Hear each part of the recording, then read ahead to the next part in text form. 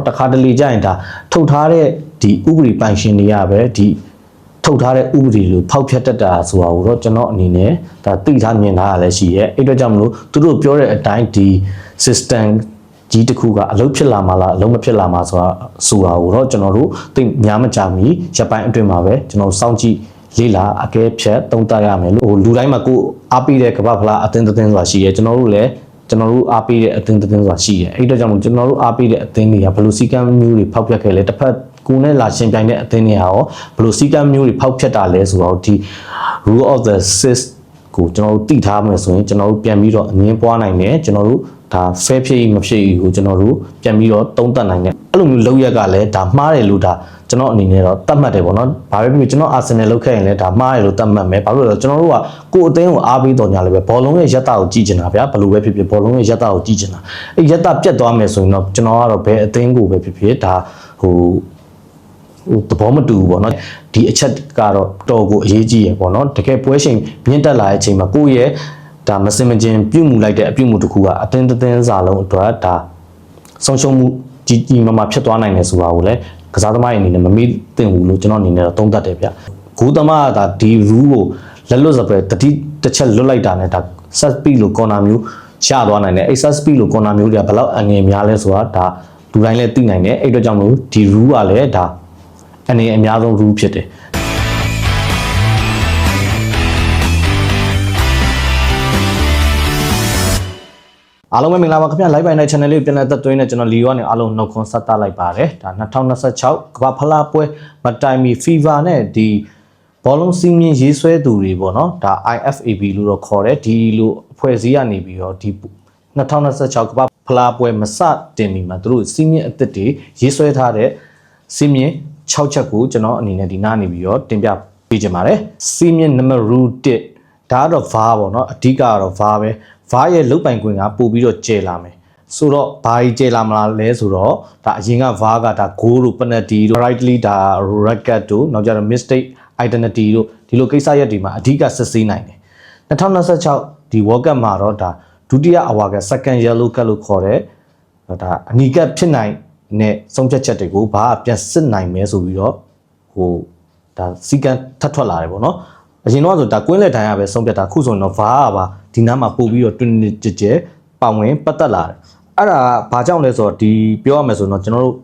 AI နည်းစနစ်ကြောင့်လို့ပဲပြောရမယ်ခုဒီဘောပွဲဒီ2026ကမ္ဘာဖလားပွဲကိုအများအားဖြင့်စီကံပိုင်းနေနဲ့ဆုံးဖြတ်တဲ့အခါမှာကျွန်တော်တို့ကွင်းလက်ထိုင်ရဲ့အကျိုးသက်ရောက်မှုဒီစီချက်ထိုင်ရဲ့အကျိုးသက်ရောက်မှုဟာအင်မတန်မှအာနာပါဝါလျော့ပါတယ်ဒီ AI system နဲ့ဒီ VAR ရဲ့ဆုံးဖြတ်မှုကဒါပြောရမယ်ဆိုတိကျတဲ့ခိုင်မာတဲ့ဥပဒေတရက်မျိုးဖြစ်နေရမျိုးကျွန်တော်တို့အနေနဲ့တွေ့ရပါတယ်ဆိုတော့ခုနကကျွန်တော်ပြောခဲ့သလိုပဲ second yellow card ကဒါ VAR ပြန်ပြီးတော့စစ်ဆေးနိုင်တယ်နောက်ကြတော့ corner kick အမှားပေးခဲ့ရင်လည်း VAR ဝင်ရောက်ပြီးတော့ပြင်ဆင်နိုင်တယ်အရင်တော့ဆိုဒါကွင်းလက်တိုင်းရဲ့ဆုံးဖြတ်မှုနဲ့ပဲသွားတာခုကတော့ဒါ corner kick မှာအမှားပေးခဲ့ရင်လည်းဒါ VAR ဝင်ရောက်ပြီးတော့ပြင်ဆင်နိုင်တယ်လို့ဒီမှာသုံးသပ်ထားတယ်အာသာချက်တွေနဲ့ကတော့သူတို့အနေနဲ့သုံးသပ်ထားတာပါလဲဆိုတော့ဒါအာသာချက်တွေနဲ့ဆိုအမားကြီးတွေကိုလျှော့နှင်းမယ်ပေါ်နာအမားကနေပြီးတော့ဂိုးရသွားတာမျိုးတွေကိုတားဆီးနိုင်မယ်ဆိုပြီးတော့သူတို့အနေနဲ့ပြောထားတယ်နောက်တစ်ချက်ကတော့ဒါဂိုးမသွင်းခင်ဒီ set piece မတိုင်မီမှာဖြစ်ခဲ့တဲ့ပြစ်ဒဏ်ဘောတွေကိုလည်းဘာပြန်ပြီးတော့ကြည့်ခိုင်းမယ်ဥပမာဒီတောင်းကံဘောမရခင်မှာအသင်းနှစ်သင်းကတခုခုတစုံတရာမျိုးအမှားမျိုးလောက်ခဲ့တာမျိုးဆိုရင်ဒီတောင်းကံဘောက cancel ဖြစ်သွားနိုင်တဲ့အခြေအနေမျိုးတွေ reject ထိသွားနိုင်တဲ့အခြေအနေမျိုးရှိရလို့သုံးသပ်ထားတယ်ဆိုတော့ကအာသာချက်တွေကတော့ဟုတ်ပြီအားနည်းချက်တွေကတော့ဘာလဲဆိုတော့ဒီ VAR ကြည့်ချိန်ကြီးကပူများလာတယ်ကျွန်တော်ကမိနစ်90ပဲရတယ်တကယ်အထက်ပိုင်းတရား semi final တို့ quarter final တို့တကယ် final ကြီးရောက်တဲ့အချိန်နောက်ကျတော့ဒီပထမဒုတိယတတိယနေရာကိုရွေးကြတဲ့အချိန်ကျရင်ဒီ VAR ရဲ့ဆုံးဖြတ်ချက်တွေကပို့ပြီးတော့တွင်ကျလာခဲ့တယ်ဆိုရင်ဒါပွဲချိန်ပြတ်နိုင်တယ်နောက်ကျပရိသတ်တွေကဘာတစ်ခုဖြစ်နိုင်ပြောနေရမျိုးရှိလဲဆိုတော့အခုဝေဖန်တဲ့နေသုံးသက်နေရတော့ဒါဘောလုံးပွဲကဒါဘောလုံးပွဲနဲ့မတူဘဲနဲ့ VAR ပွဲဖြစ်နေရဆိုပြီးတော့လေဒီစီမင်းအပေါ်ဝေဖန်သုံးသက်နေတဲ့အခြေအနေလည်းရှိပါတယ်နံပါတ်1 rule ဒါနံပါတ်1 rule ကတော့ဒါ goalkeeper 8 second rule ပဲဖြစ်ပါတယ်အရင်တုန်းကတော့ဒါကျွန်တော်တို့စီးမြင်အသစ်တွေမရှိပါဘူး2022တုန်းကတော့8 second rule ဆိုတာဘာလဲဆိုတော့အရင်တော့6မိနစ်ဂိုးသမားဘောလုံးကိုလက်ထဲမှာပိုက်ထားရင်ဒ ဒါအရေးယူတာပေါ့နော်ကျွန်တော်တို့မှလည်းအတွေ့အကြုံရှိပြီးသားဖြစ်သွားပြီဘာဖြစ်လို့လဲဆိုတော့ဒီလိုပိုက်ထားလဲဒါအရေးယူတာမျိုးမရှိဘူးမျက်ကွယ်ပြူထားမျိုးရှိတယ်ဒါပေမဲ့ခုကမ္ဘာဖလားမှာတော့2စက္ကန့်အချိန်တိုးမြင့်ပေးလိုက်တယ်အဲ့2စက္ကန့်အတွင်းမှာဂိုးကီပါကတရားရောက်စီကိုဒါဘောလုံးကို possession မလုပ်ခဲ့ဘူးဆိုရင်တော့ဒါအရေးယူခံနိုင်တဲ့အနေအထားမျိုးရှိပါတယ်တကယ်လို့ဘောလုံးသမားဂိုးသမားကဒီသူ့ fight ထဲမှာဒါ8စက္ကန့်ထပ်ပို့ပြီးတော့ကြာသွားမယ်ဆိုရင်တစ်ဖက်အသင်းကိုကော်နာပေးမယ်လို့လည်းဒါဆုံးဖြတ်ထားတယ်ပေါ့နော်နောက်ဆုံးကတော့ဗာလဲဆိုတော့ဒါ9စက္ကန့်တိုင်းကကောင်တောင်းလုပ်မယ်ပေါ့နော်ဒီဂိုးကီပါလက်ထဲရောက်နေတဲ့အချိန်9စက္ကန့်ကောင်တောင်းလုပ်မယ်အဲ့9စက္ကန့်အတွင်းမှာကောင်တောင်းလုပ်လို့ကြော်လွန်သွားပြီဆိုရင်တဲ့ဒါဒိုင်းအနေနဲ့ဒါတစ်ဖက်အသင်းကိုကော်နာပေးမယ်ဆိုတဲ့ဆုံးဖြတ်ချက်မျိုးလည်းအခုချိန်မှာချထားမျိုးရှိပါတယ်နံပါတ်3 rule ကတော့ဒါ captain only rule ပဲဖြစ်ပါတယ် captain only rule ဆိုတာကျွန်တော်တို့ဘောပွဲတွေကြီးတဲ့အခါတွေမှာလည်းဒါမိတ်ဆွေညီကူမောင်နှမများအနေနဲ့သိရဲဒါတခုခုမတရားတာလို့ fair မဖြစ်တဲ့အခြေအနေတည်းရဆိုရင်ဒိုင်းပေါ်ကိုဒါသင်းလုံးကသွားပြီးတော့ complain တွတ်တက်တာမျိုးရှိရဒီမှာတော့မရပါဘူးဒါဒိုင်းကို complain တက်မယ်ဆိုရင်တော့ဒါအသင်းရဲ့ခေါင်းဆောင်ဖြစ်တဲ့သူသို့မဟုတ်ဒါအသင်းသားတယောက်ယောက်ကပဲဒိုင်းစီကိုသွားပြီးတော့ complain တွတ်တက်ခွင့်ရှိပါတယ်ဆိုတော့ကဥပမာဒမ်ဘာဘေကဟိုတခုခုဒိုင်းကို complain တက်ချင်တယ်ဆိုပါတော့သူအသင်းသားနဲ့အရင်ညှိရမယ်အနေအထားမျိုးပေါ့နော်သူအသင်းသားနဲ့အရင်ညှိရမယ်သူကိုယ်တိုင်သွားပြီးတော့ captain ဖြစ်တဲ့အတွက်ကြောင့်မို့သူကသွားပြီးတော့ဒါဒီဥစ္စာကမှားပါတယ်ဒီဥစ္စာ fair မဖြစ်ပါဘူးဆိုတော့သွားပြီးတော့ complain တက်ပိုင်ပြီးသူတယောက်တည်းမှာပဲရှိပါတယ်ကျွန်တဲ့အသင်းသားတွေကစိတ်လိုက်မှန်ပါသူ့နောက်ကဝင်ရောက်ပြီးတော့ဒါ complain တက်ခဲ့မယ်ဆိုရင်တော့ဒါဟွာကတ်သူမဟုတ်အနီကတ်တီလိုမျိုးမြင်မာတဲ့ပြစ်ဒဏ်တွေကိုလည်းပေးနိုင်ပါတယ်ဒီနားမှာတော့ဒါအသင်းရဲ့ဟိုကောင်းတဲ့ဥစ္စာလည်းကောင်းတာပေါ့နော်ဘာလဲဆိုတော့ဒါfootball culture အနေနဲ့လည်းဒါ respect culture ဖြစ်လာနိုင်တယ်နောက်တစ်ချက်ကကြတော့ဘာလဲဆိုတော့ captain နေကကို့အသင်းကိုမနိုင်ဘူးဆိုရင်ခုနကျွန်တော်ပြောခဲ့သလိုမျိုးဒါအသင်းလုံးသာတွားပြီးတော့ဒိုင်ပေါ်ကိုတွားပြီးတော့ complaint တက်ခဲ့မယ်ဆိုရင်ဒါကစီးမြင့်နဲ့မကိုက်ညီဘူးဆိုတာလည်းအားလုံးကိုသိစေချင်ပါတယ်နံပါတ်4အချက်ကတော့ဒါအချိန်ဆွဲခြင်းကိုဒါပြင်းပြင်းထန်ထန်အရေးယူမယ်အချက်ပေါ့နော်ဆိုတော့ဒါကကျွန်တော်အနေနဲ့တော့ကျွန်တော်ကြိုက်တယ်ပေါ့နော်ဒါ throw in and go keep လို့ခေါ်တဲ့အမြဲတမ်းတွေးနေကြအကာချာတစ်ခုပေါ့နော်ဘောပွဲတွေမှာဒါတစ်ဖက်တင်းကနိုင်နေပြီဆိုရင်သူလူစားလဲတာပဲဖြစ်ဖြစ်ဒါ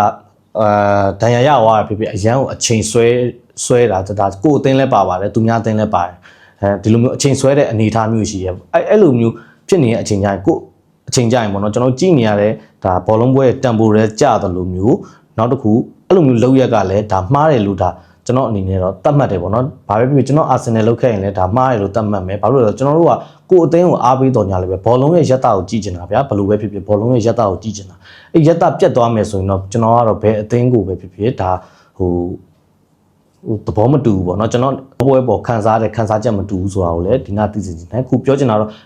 ဒိုင်ကဒီအချိန်ဆွဲမှုဥစ္စာကိုပြင်းပြင်းထန်ထန်အေးအေးယူမယ်။9စက္ကန့်ကောင်တောင်းပေးမယ်။အဲ့9စက္ကန့်အတွင်းမှာဘောလုံးပိုင်ဆိုင်မှုကောင်တောင်းပေးလို့မှဟောမှာဖြစ်ရင်ဘောလုံးပိုင်ဆိုင်မှုကပြောင်းလဲသွားနိုင်တယ်ခုဥပမာ6စီမှာဒီ9စက္ကန့်ရဆိုတော့အဲ့9စက္ကန့်အတွင်းဒါပတ်စင်လောက်ရမယ်ပတ်စင်မလောက်ဘူးဆိုရင်ဒါတစ်ဖက်အသင်းပေါ်ဒါဘောလုံးပေးပြီးတော့ပြန်ကစားရမယ်ဆိုတဲ့အနေအထားမျိုးနောက်ကျလူစားလဲတဲ့နေရာမှာလည်းသူအချိန်ကစားသမားထွက်မယ်ဆိုရင်ဒါ10စက္ကန့်အတွင်းထွက်ရမယ်နောက်ကျရွေးကြရှိဒါနှီးကွေးပြီးတော့ဒါလူစားဝင်မဲ့သူကိုကွင်းပြင်မှာစောင့်ခိုင်းမယ်ဆိုပြီးတော့လဲဒါစီကံအသစ်တွေထက်ချထားတယ်ပွဲပြီးကန်ဒီအနိုင်ထင်းတဲ့အသင်းတွေအတွက်ကတော့ဒါအခက်တွေ့စေနိုင်တယ်ခုနကျွန်တော်ပြောခဲ့သလိုပဲကျွန်တော်တို့မိနစ်90ဒါနိုင်နေပြီဆိုကွင်းထဲကနေထွက်တာပြေးမထွက်ပဲနဲ့ဒါလမ်းလျှောက်ထွက်တာတို့နှစ်ချီတုတ်တာတို့ဒါဘောင်းမီတုတ်တာတို့အဲ့လိုမျိုးလုပ်နေရနောက်ရကွင်းအတွင်းမှာလက်ဆွဲနှုတ်ဆက်နေရတော့အဲ့လိုမျိုးလုပ်တာတော့ဒ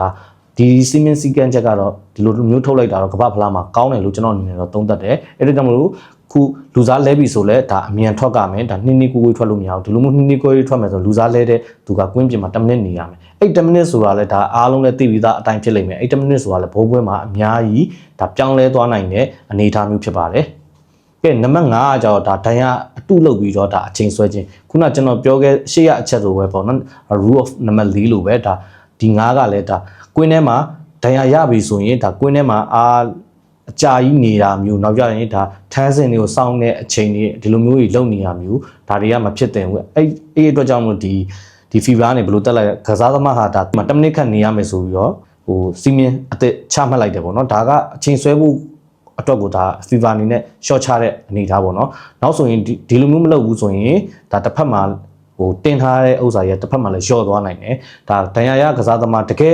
ကယ်လို့ဒါဒီနားမှာတကယ်ဒဏ်ရာရနေတဲ့ကစားသမားမျိုးဆိုရင်တော့ဒီ rule ကတော့နည်းနည်းလေးချိုးယွင်းချက်ရှိရပေါ့နော်ဥပမာဒီနေ့ဆိုရင်ဒါမနက်ပိုင်းကန်သွားတဲ့ Harrison ဆိုဒါဒုတိယအကြိမ်ဒါကွင်းထဲမှာနှလုံးဖောက်တဲ့အတွက်ကြောင့်မို့ဒီပွဲကိုတော့မှဖြတ်လိုက်ရတယ်တကယ်ယောဂအခန်းလဲရှိရဲဒီနှလုံးဖောက်တာဒါပထမတစ်ခါဖြစ်ပြီးသွားပြီဒါဒုတိယတစ်ခါဒါကန်နေနဲ့ဒီမနက်ကန်ရတဲ့ပွဲမှာဖြစ်သွားခဲ့တာမျိုးအဲ့လိုမျိုးအခိုက်အတန့်နေဆိုရင်တော့ဒါဒီ rule နဲ့တော့မကိုက်ညီဘူးအဲ့အတွက်ကြောင့်မို့တကယ်ဒဏ်ရာရတဲ့ကစားသမားအနေနဲ့ကြောင့်ဒီ rule နဲ့မကိုက်ညီဘူးလို့ကျွန်တော်အနေနဲ့သုံးသပ်ချင်ပါတယ်ကဲနောက်ဆုံးနံပါတ်6ဒါအနီကက်အသက်ဆိုပြီးတော့သူတို့ FIFA အနေနဲ့ထပ်ပြီးတော့ဟိုချမှတ်ထားတဲ့စီမင်းရှိပါတယ်အဲ့ဒါကဘာလဲဆိုရင်ကျွန်တော်တို့ဒါ FIFA ကနေပြီးတော့ဒိုင်ကိုစန့်ကျင်ပြီးတော့ဒါတစ်ဖွဲ့လုံးဒါကွင်းထဲကထွက်သွားတဲ့အနေအထားမျိုးနောက်ကြတော့အငင်းပွားနေအချိန်တွင်းမှာဒီလိုမက်ဆီတို့ဒါရိုနယ်ဒိုတို့ဒါနာမည်ကျော်ကစားသမားတွေတော်တော်များများနီမာတို့လောက်တက်တဲ့အကျင့်တစ်ခုပေါ့နော်ဒါပါဇက်ပိတ်ပြီးတော့ဒါဟိုကအသင်းသားတွေကိုတစ်ဖက်နဲ့တစ်ဖက်ပြောဆိုတာမျိုးဒါမှမဟုတ်အဲ့ဒီလက်ပိတ်ပြီးတော့တခြားဟိုကစားသမားတွေကိုအသင်းကကစားသမားတွေကိုတွားပြီးတော့ဆဲဆိုတာမျိုးအဲ့လိုမျိုးကိစ္စရက်တွေရှိရဲအဲ့ဒါတွေကိုလည်းဒါဒီနှစ်ကတော့ဒါ FIFA အနေနဲ့လုံးဝကိုတင်းတင်းကြပ်ကြပ်ကြက်မှတ်ထားတယ်ပေါ့နော်ဒီလိုမျိုးပါဇက်အုပ်ပြီးတော့အငင်းပွားနေချိန်မှာပါဇက်အုပ်ပြီးတော့စကားပြောမယ်ဆိုရင်ဒါ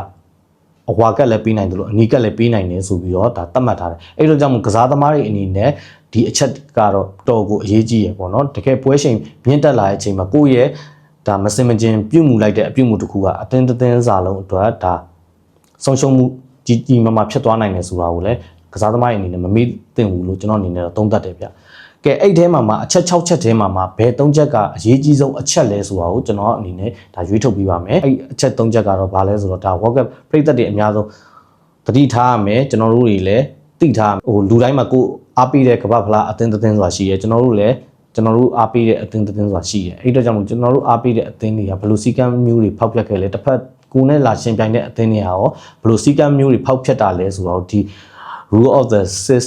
ကိုကျွန်တော်တို့သိထားမယ်ဆိုရင်ကျွန်တော်တို့ပြန်ပြီးတော့အငင်းပွားနိုင်တယ်ကျွန်တော်တို့ဒါ fair ဖြစ်မဖြစ်ကိုကျွန်တော်တို့ပြန်ပြီးတော့သုံးသပ်နိုင်တယ်အမှန်ကိုကျွန်တော်သုံးသပ်နိုင်တယ်ပေါ့နော်အဓိကပြောချင်တာတော့အဲ့အတွက်ကြောင့်မို့နောက်ဆုံးအဲ့အရေးကြီးတဲ့ဒီ6ချက်ထဲမှာ3ချက်ကတော့ဒါ second yellow card ပေါ့နော်အဲ့ဒါက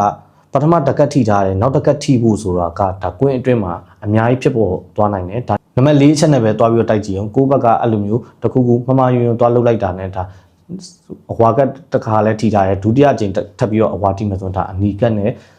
သွားနိုင်တယ်အဲ့အတွက်ကြောင့်မို့အသင်းအတွက်လည်းအများကြီးနစ်နာသွားနိုင်တယ်နောက်တစ်ချက်ကတော့ဒါ